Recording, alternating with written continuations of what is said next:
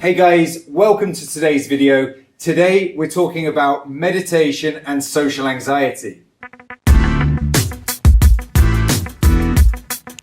So if you don't know me and haven't seen any of my videos before, I'm Ed Barton. I used to be a chronic sufferer of social anxiety disorder, and I'm now coaching people from around the world to overcome social anxiety. If you'd like to jump on board and support our cause of raising awareness about social anxiety, destigmatizing this mental health issue and helping more people around the world, then please subscribe to the channel and help us get the word out and help as many people as possible. First of all, I want to tell you how I got into meditation. Then I'm going to give you 8 really good reasons why it can reduce your social anxiety. And then finally, I'm going to tell you how you can practice meditation yourself. So my experience of meditation started when I was about 19.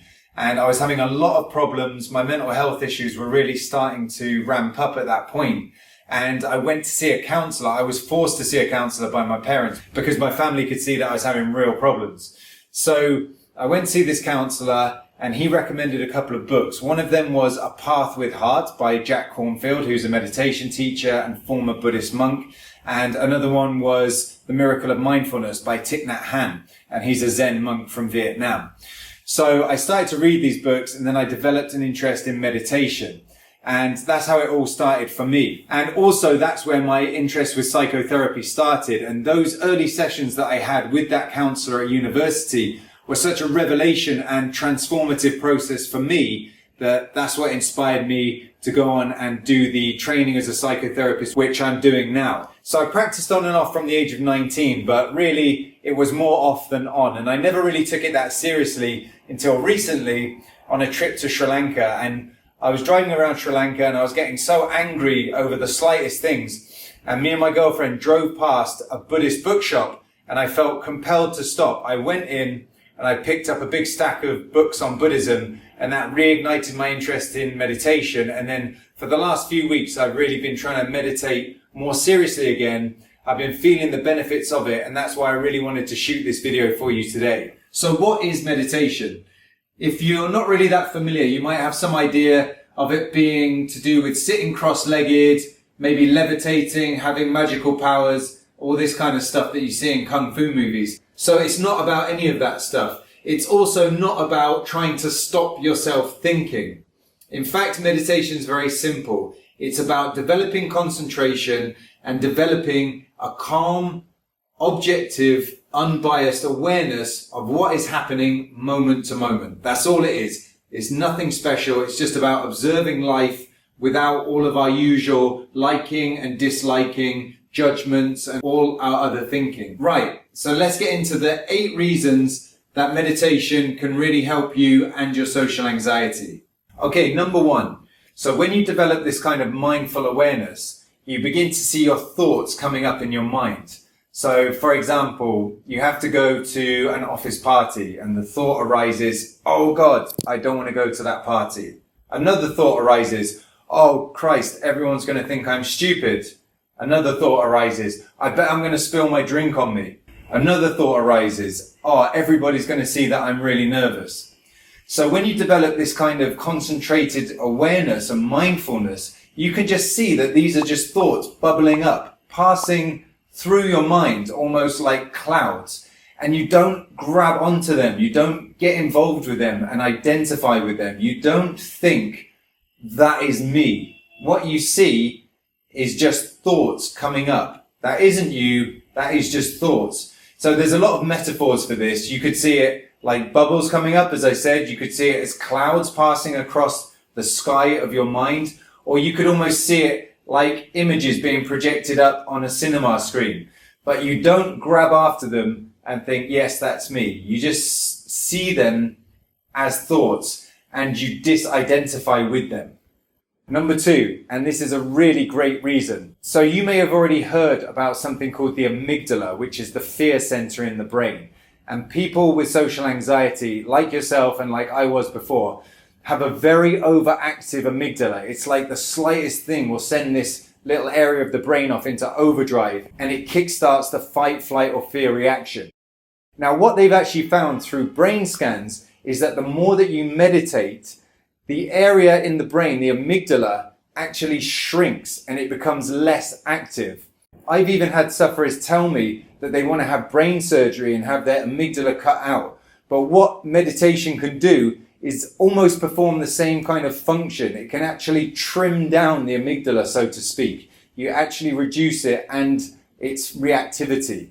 Number 3. So in conjunction with this less fear that you're getting from a smaller and less reactive amygdala, you're also getting more concentration, higher level of thinking from an increased area of the brain called the prefrontal cortex.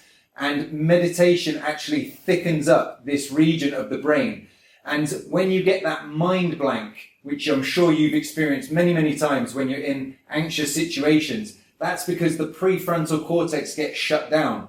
The thinking part of the brain, which deals with the higher cognitive processes, because all of the energy is going to the amygdala and your brain's being taken up with the fight, flight or fear response. So you're not thinking and you experience that as a mind blank. You can't even remember your name when someone asks you to introduce yourself. So by meditating, you can actually thicken up the prefrontal cortex, which improves your cognitive functioning like decision making and thinking. Number 4 is increased concentration. So as I just said, when you meditate, it can thicken the prefrontal cortex. And when you do that, you have greater concentration. And this can be really helpful because it stops your mind wandering off so much. I'm sure you've experienced this yourself, where your mind goes all over the place and you start thinking about that speech you have to do in a month from now. You start thinking about that conversation you had last week in the supermarket and how awkward it was. You start thinking of all these different things. And when you're concentrated, it brings you far more into the present moment. And they say that depression lives in the past, anxiety lives in the future. But when you're in the present moment, you don't feel any of that. So when you have more concentration, the mind wanders off less. You can be more focused in the now, in the present moment, on the task that you have at hand. And you can cut down a lot of this rumination on the past or worrying about the future. And it brings you into a more peaceful present moment. The other benefit that I've experienced from this increased concentration is greater productivity. My mind used to be all over the place. I used to find it really hard to get work done.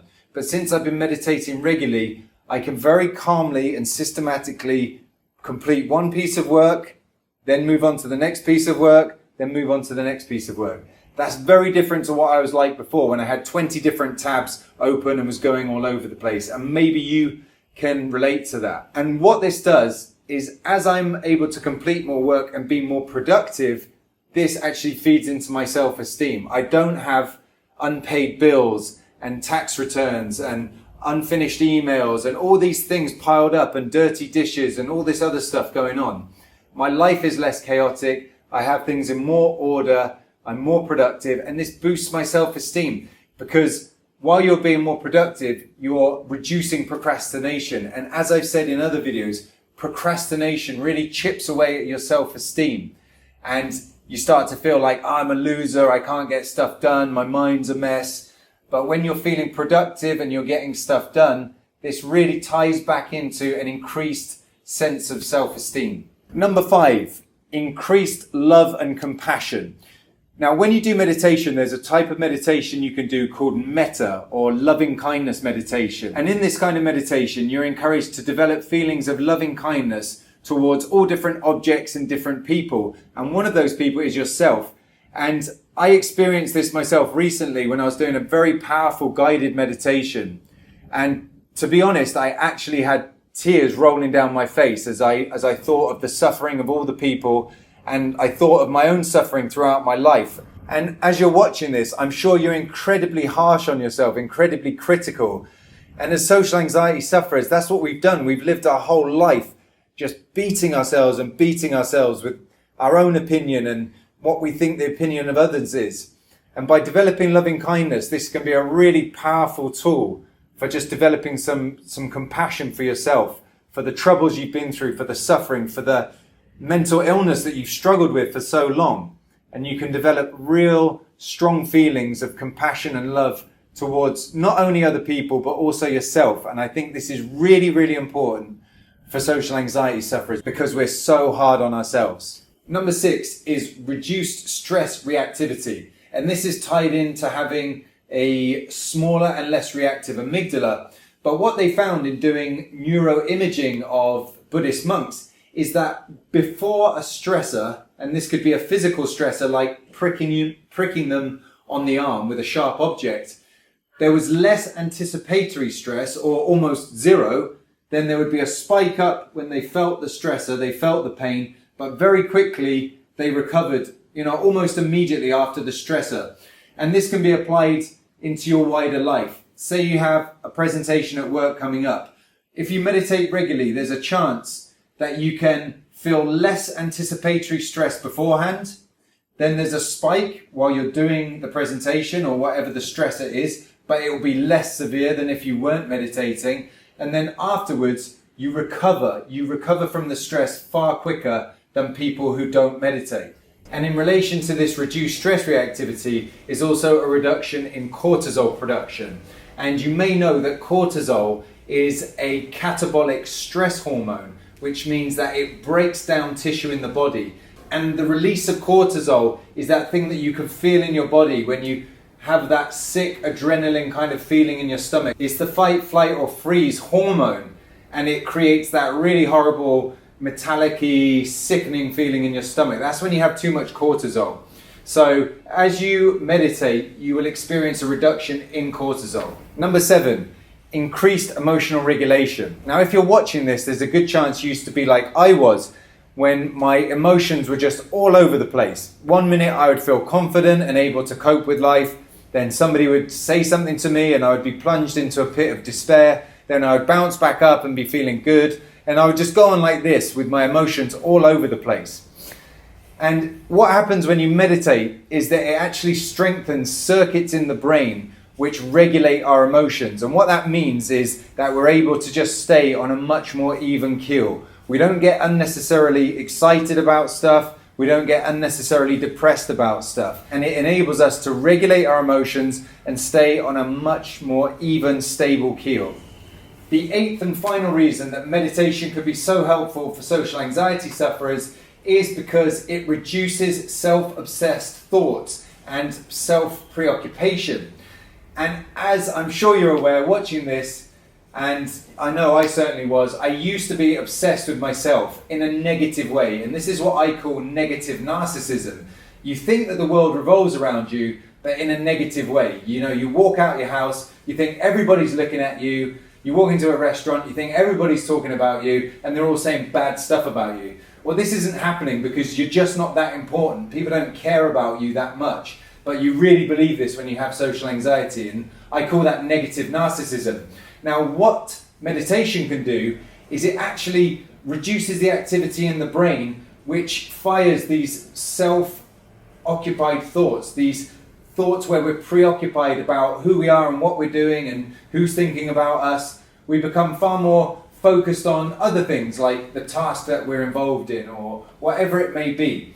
But it's a really positive byproduct of meditation that it actually reduces this self-preoccupation, which, as I've said, in you as a social anxiety sufferer, and I was as a sufferer in the past, is almost always negative preoccupation.